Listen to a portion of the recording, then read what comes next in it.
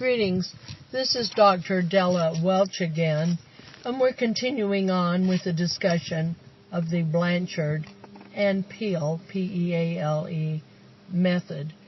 We talked on the last recording of number 4, is it fair to all concerned?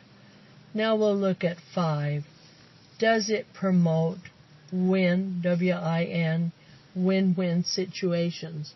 What we do not want to promote are lose-lose situations. It's an important part of business. Number 6, how will it make me feel about myself?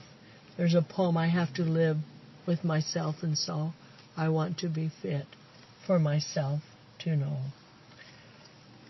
7, will I be proud? Is it something I can be proud of? This model indicates that there is no right way to do the wrong thing. Number 8, would I feel good if my hometown newspaper published my decision? So what you should do is envision a reporter of your local newspaper showing your decision on the front page of your local newspaper. Would this be something that you are proud of? If not, don't use this. This is heavily used in the business community today. I've discussed this with officers of insurance companies and so forth, and they do find this a very important model. Number 9, would I feel good if my family knew my choice? What would your family think of you? So what you should do is look at these questions and answers and apply them to various ethical decisions you have to make. And it's hoped that your conscience will be your guide here and that you will do the right thing according to Thomas Aquinas in his book about the conscience.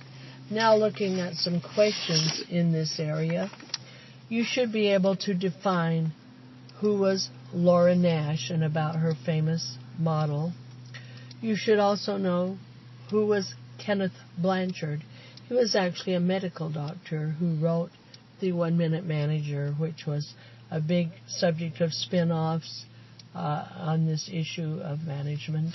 And Dr. Norman Vincent Peale, who was a great theologian and had many great ideas on the approach to ethical decisions. So two giants got together and wrote this wonderful model. You should know what the front page of the newspaper approach is to ethics. Now we're Googling, we're not using a newspaper so much, but I think it's still relevant to think of your local hometown newspaper and what if this decision was blown up. You should be able to describe objectivism according to Rand and be able to provide an example. Next, it said Nash would say that instead of stealing a loaf of bread, see if there is another way to relieve your hunger. Nash claims one should define the problem accurately. True or false? That is true. Nash said we should define the problem as if we are on the other side. Lawyers know a lot about that.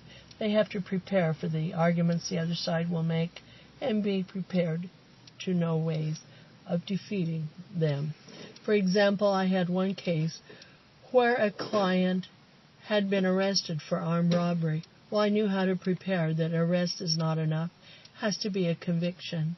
And I also knew under Miranda that he did not have to incriminate himself. So we should think of both sides of a situation. As an example, do not exaggerate profits so as to give a wrong picture of the company to others. That's true, because that would be the wrong definition. This will be the end of our recording pertaining to questions, and we will continue the recording on the next tape.